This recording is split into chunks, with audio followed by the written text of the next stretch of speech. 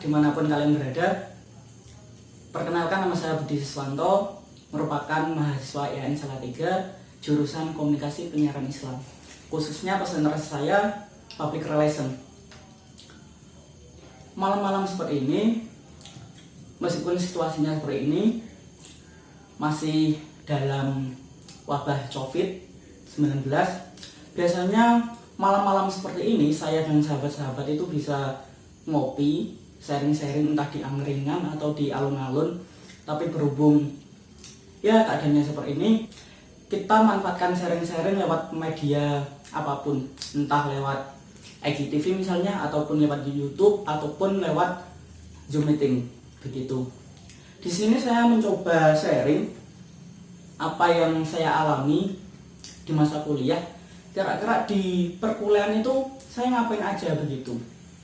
Tentu kalau kita berbicara di dunia perkuliahan, kita pasti menemui dua tipe mahasiswa yang sering menonjol.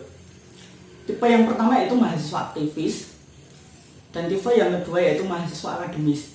Nah, ini apa ya yang unik di sini, yang sering menjadi perbincangan dan perdebatkan gitu. Yang satunya lagi mahasiswa aktivis itu biasanya sukanya apa sih?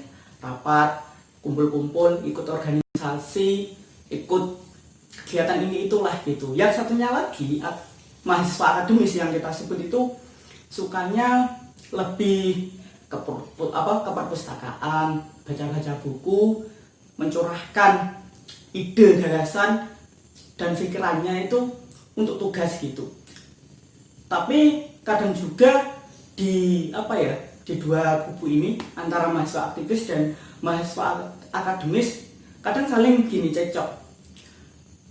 Kamu mahasiswa akademis biasanya cuma ngejar IPK aja gitu. Yang satunya lagi mahasiswa IPK atau mahasiswa akademis yang kita sebut ini, kamu anak aktivis, sering bolos, nanti pasti lulusnya lama gitu. Bisa disebut mahasiswa abadi begitu. Nah, di sini saya akan sharing-sharing pada sahabat-sahabat, khususnya nanti untuk mahasiswa baru. Mungkin sharing-sharing dari saya ini bisa menjadi bahan atau gambaran nanti kalau kuliah. Tentu di IAIN Salatiga nanti ketemu saya juga pede ya. Maksudnya gini, nanti ketika kuliah di dunia perkuliahan, kita harus menjadi apa sih? Atau cuma mahasiswa akademis saja, atau kita juga bisa menjadi mahasiswa akademis begitu. Nah, di sini saya akan mengasih tahu tentunya di mahasiswa aktivis. Ketika kita menjadi mahasiswa aktivis, apa sih yang kita dapat? Atau sisi baik dari seorang mahasiswa aktivis itu apa sih? Menurut saya banyak hal, sahabat. Tentu yang pertama, organisasi itu melatih soft skill. Nah, soft skill inilah yang sangat penting. Bahkan di dunia kampus belum tentu kamu bisa temukan. Soft skill di antara yang kamu dapat bisa public speaking. Ya seperti ini, saya misalkan sharing-sharing gitu, ya meskipun nggak butuh sharing saya gitu. Bisa menjadi misalkan leader, bisa menjadi ketua panitia. Ini yang soft skill ini yang sangat berguna, apalagi nanti ketika kamu udah lulus dan kamu dituntut untuk terjun di masyarakat begitu. Lanjut, yang kedua di sini, organisasi itu memperluas jaringan, bisa menambah teman lah kalau bahasanya itu. Dunia relasi, apalagi di era revolusi 5.0 ya, itu sangat penting. Kita harus bisa memperluas jaringan, karena sepintar-pintar apapun, sehebat apapun, dan istilahnya bahkan kita kaya lah, itu kalau kita tidak kolaborasi, kita tidak mempunyai jaringan, maka ketika kita mempunyai usaha atau kita mempunyai perusahaan, maka bisa dihitung lambat waktu itu pasti kita akan tersaingi dengan orang-orang yang mempunyai relasi atau jaringan yang luas begitu.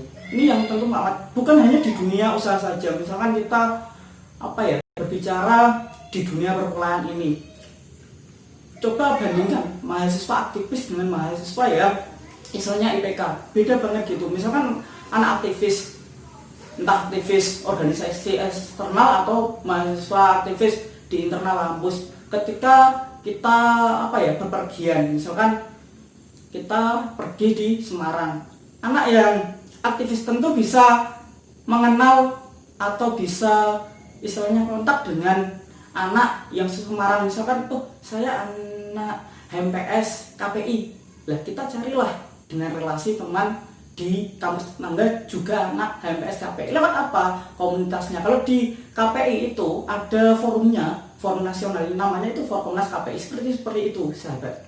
Lanjut, yang ketiga itu aktif di organisasi bisa mempertajam bakat. Nah di sini misalkan kita ya mempunyai bakat seni, misalkan seni, tentu kalau di perkuliahan, apalagi yang di perkuliahan kita ngambilnya jurusan, katakanlah jurusan matematika lah misalkan, ini saya tidak bermaksud menyepelekan anak matematika atau anak IPA misalkan. Tentu kalau kita mempunyai bakat seni, kalau kita hanya menekuni dunia perkuliahan saja, tentu tidak akan kita dapatkan, tentu tidak bisa mengasah bakat kita gitu. Tapi kalau kita terjun di dunia istilahnya aktivis, misalkan kalau di kampus internal itu ada namanya UKM, unit kegiatan mahasiswa. Di situ sahabat bisa mengikuti atau istilahnya mempertajam bakat minat sesuai sahabat inginkan begitu. Lanjut di sini keempat, putting teori into practice begitu. Jadi tidak hanya pinter teori anak aktivis itu, tapi take action begitu. Jadi teori dirasa cukup, paham, kebanyakan aksi gitu. Beda kalau kita membandingkan dengan anak akademis, biasanya kan pinternya cuma teori, aksinya nggak ada begitu. Tapi anak aktivis itu dituntut lebih banyak ke take action, peduli pada lingkungan sekitar, peduli pada isu-isu yang ada begitu. Lanjut lagi ke ini juga yang penting, menambah nilai CV-mu. Tentu organisasi, pengalaman di organisasi itu sangat penting bagi sahabat-sahabat milenial. Kenapa nggak penting? Contohnya begini, ketika melamar perusahaan, pasti di perusahaan tersebut, perusahaan tidak hanya melihat masalah nilai IPK, tapi pengalaman, khususnya pengalaman organisasi. Inilah menjadikan nilai plus daripada mahasiswa yang lainnya begitu. Apalagi nanti kamu setelah kuliah, kamu ingin istilahnya target lah, saya pengen melamar perusahaan itulah, perusahaan A, perusahaan B gitu. Dan nilai istilahnya CV ini sangat penting, karena ya salah satunya itu ada embel-embel organisasi. Tapi bukan semata-mata yang dilihat perusahaan itu bukan embel-embelnya organisasi atau CV-nya ya, tapi lebih sisi positifnya begini, pasti kalau dia mantan anak aktivis, pasti soft skill-nya, gaya komunikasinya, nanti kerja timnya tidak bisa diragukan lagi. Begitu, menurut saya begitu gitu. Nah, yang terakhir itu poin 6. Anak aktivis itu biasanya cerdas memberikan ide untuk peduli lingkungan sekitar. Nah, ini juga nanti berguna ketika sahabat-sahabat mahasiswa itu ketika KKN, kuliah kerja nyata. Ini biasanya kuliah kerja nyata itu dituntut untuk istilahnya kontribusi kita, partisipasi kita membuktikan lah. Kalau bisa kita sebut itu training sebelum kita nanti kembali ke masyarakat atau ke desa kita sendiri-sendiri gitu. Nah, di sini anak aktivis untuk memberikan gagasan idenya, membangun desa kalau bahasa Jawanya begitu. Nah, ini sangat penting karena sebelum kita nanti diterjunkan ke masyarakat, di organisasi kita digembleng dengan berbagai tempaan. Misalkan di masalah keorganisasian, di masalah kepanitiaan, kita menjadi korlap, kita menjadi istilahnya si acara, saling berputar role, kita berbeda-beda, kita bisa menjadi apa saja. Inilah tempaan-tempaan seperti ini yang nanti akan berguna dan sangat bermanfaat ketika kita nanti kembali ke masyarakat begitu. Ya, itu gambaran mengenai mahasiswa aktivis. Banyak tentu, mungkin ada istilahnya hal yang mungkin tidak bisa saya sebutkan atau bahkan saya lupa gitu. Tapi dunia aktivis itu luas begitu, tentu sangat bermanfaat banget lah. Terakhir ini kita akan membahas namanya mahasiswa akademis. Sisi mahasiswa akademis tentu tidak boleh disepelekan. Ketika tadi udah ada gambaran mahasiswa aktif, gitu. Kelihatannya kok wow, keren banget ya gitu. Tapi mahasiswa akademis, menjadi mahasiswa akademis itu juga sangat penting. Pertama misalkan, poin yang pertama, anak atau mahasiswa akademis itu gigih dalam belajar. Iya, memang benar. Di sini daripada anak aktivis, di situ mahasiswa akademis itu memang semangatnya belajar tidak diharapkan lagi, sering membaca buku, sering diskusi, tentu mata kuliah begitu. Ya memang anak aktivis juga senang diskusi, bahkan hampir waktunya 24 jam itu dimanfaatkan untuk diskusi. Tapi anak akademis itu lebih ke istilahnya bahasan-bahasan mengenai mata kuliah itu sendiri gitu. Tidak diragukan lagi ketika istilahnya akhir semester, waktu KHS kartu hasil studi itu keluar, nilainya bagus. Rata-rata anak akademis yang memang istilahnya pintar itu rata-rata kumlot begitu. Nah, yang kedua ini kecerdasannya itu berbuah beasiswa. Ya tentu anak akademis itu rata-rata ketika ini hanya tidak semuanya, cuma sebagian. Rata-rata anak akademis itu pasti setelah kuliah pasti yang diincarkan profesinya kan rata-rata mesti menjadi dosen lah, langsung jadi istilahnya mungkin praktisi lah begitu. Lah ini ketika kecerdasannya itu dimanfaatkan, tentu didukung dengan sebuah IPK, langsung ada tambahan TOEFL. Biasanya ini sering mahasiswa akademis itu mendapatkan istilahnya beasiswa gitu. Tentu ada juga yang anak aktivis itu juga yang bisa mendapatkan beasiswa, tapi yang rata-rata yang sering mendapatkan itu anak akademis gitu. Salah satu segi manfaatnya. Yang selanjutnya, yang ketiga itu banyak perusahaan yang mencari mahasiswa ber-IPK tinggi. Ya, ini garis bawahi ya. Maksudnya banyak perusahaan yang mencari mahasiswa ber-IPK tinggi itu dalam kutip lembaga-lembaga misalkan PNS begitu, menjadi dosen di salah satu PT atau PTKIS atau PTS begitu. Tentu di sini IPK tinggi syaratnya. Misal kita melamar PNS atau kita menjadi guru PNS itu minimal IPK-nya itu harus 275 begitu. Kalau kita ingin menjadi dosen itu syaratnya kurang lebihnya itu IPK minimal 3. Lah untuk ini coba nanti dikoreksi sahabat-sahabat. Mungkin yang saya paparkan ini salah begitu caranya. Yang selanjutnya itu mahasiswa akademis pintar dan dapat IPK bagus, itu kebanggaan tersendiri. Ya memang IPK bagus itu kebanggaan tersendiri, bukan untuk dirinya sendiri tapi untuk orang tuanya. Karena apa? Niat awal kuliah itu kan bukannya prestasi, bukannya IPK ini. Tentu inilah yang dicari begitu. Apalagi saat wisuda namanya dipanggil menjadi mahasiswa favorit. Siapa yang tidak bangga? Kebanggaan tersendiri bukan? Pastilah. Langsung yang selanjutnya, yang kelima itu aman dari ancaman DO atau dropout. Ya memang di sini yang tadi yang opening saya yang saya katakan sering mahasiswa akademis sama mahasiswa aktif ini seringnya istilahnya berdebat di ini.